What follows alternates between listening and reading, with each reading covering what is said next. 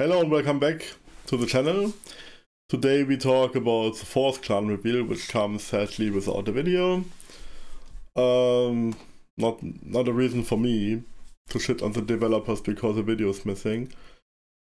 I would have loved to see it in action, but yeah, it is what it is. Clan went through. After Banu Hakim dropped, I said I was very certain that Toreador are out because of the discipline mix, and I said it's now Ventru or La Sombra.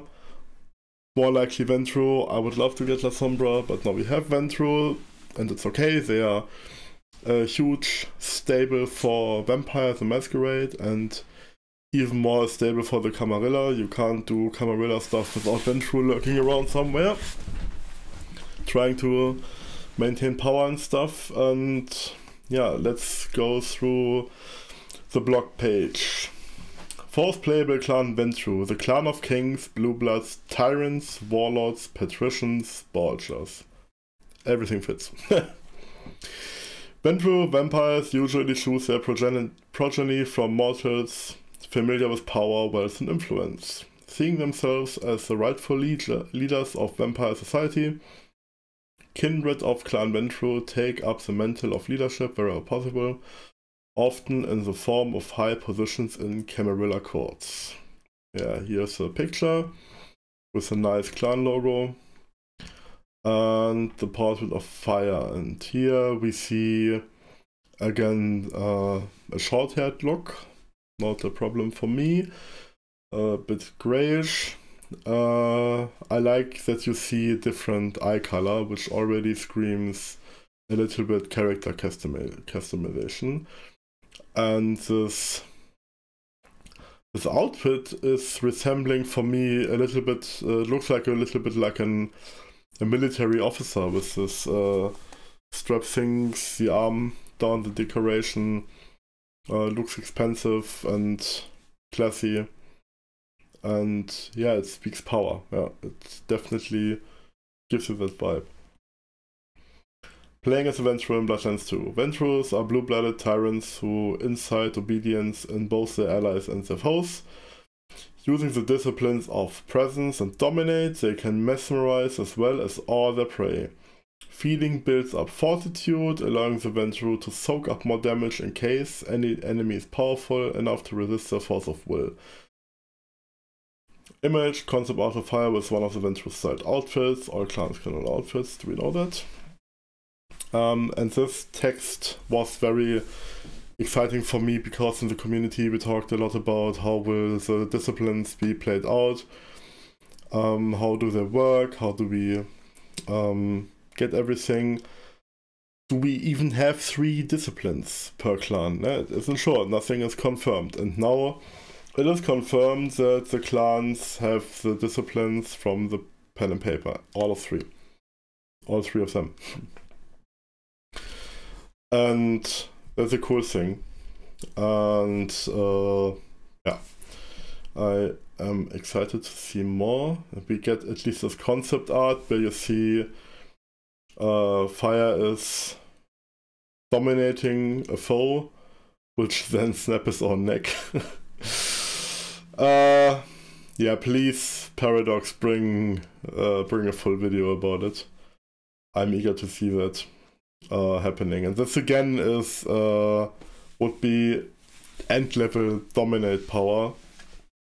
In the pen and paper, you have some basic dominate powers, and the more you progress the system with dominate, the more damage you can deal. So if you play a starting character Ventru, then it's not able to give a person an order to kill themselves or kill someone else.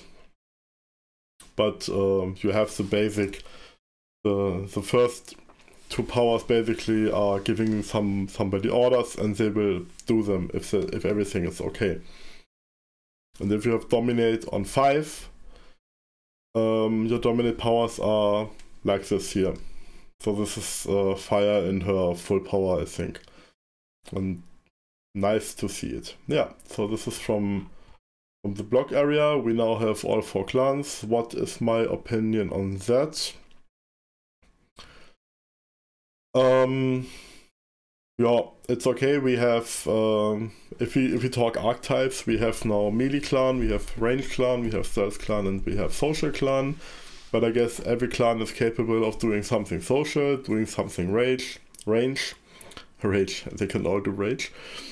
Something social, and we didn't saw weapons at this point of game. Nothing ranged, nothing melee. So we just talk archetypes here, so it all makes sense as they did it.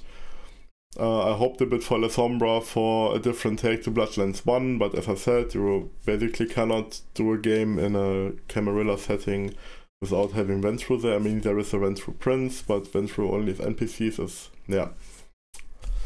I like it that they are there, and this opens more ideas. This is the only clan where Fire fall asleep as a Ventru and wakes up as a Ventru, and the clan didn't change much. Yeah, so lots of political stuff changed, but for her personally, not that much changed.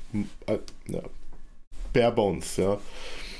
We don't know if Fire had some stuff going around with other clans, which then changed, but I wonder if you can challenge the prince much. If the prince sees you as a threat, if you can claim the throne at some point, if you can be a power player, we will see. But yeah. Ventru were my first clan when I played Vampire the Masquerade 2nd edition the 3rd time. The first time, I think I was 15, 14 years old. Yeah, Ventru. Unbelievable, but at this time I wanted to play something completely different than my personal character, because then I would have played the Bruja. So Ventru was a natural choice, and I enjoyed it. I enjoyed the role-playing game aspect. So... But I want to take a look into the World of Darkness news, because we have some talk about the clan reveals, and I can react to that a bit. Ventru and Banu Hakim join Bloodlines 2 clan lineup at the launch. So we have Ventru, Banu Hakim, Bruja, and Tremere as the base available clans for Bloodlines 2, with 2 additional announced without naming the clans and saying that they are going to be DLCs. One as an additional gameplay style DLC, and another one in some kind of an original addition way. We do not know the details yet about these 2 more additions, which in total will give us 6 clans, but we know about these 4. Additionally, we have seen the dev diary recaps and the interviews with the developers, which go a little bit more in depth into what it is to be a clan in Bloodlines 2 and what kind of differences you can see. And of course, the differences that were mentioned were disciplines, and you can also see some different fashion and some different looks for the clans, as much as it was also mentioned that the fashion is not clan locked. But we will get more information about that next year. What is more important is the narrative dev diary recap with Sarah and the other narrative team members from the Chinese room revealed a little bit more about how the clans will differ in the roleplay. And there was a lot of talk about the reactivity of the NPC to you being of the clan and how it's going to play out in dialogues. There also mentioned about when you are going to play against your clan stereotype. That may also be.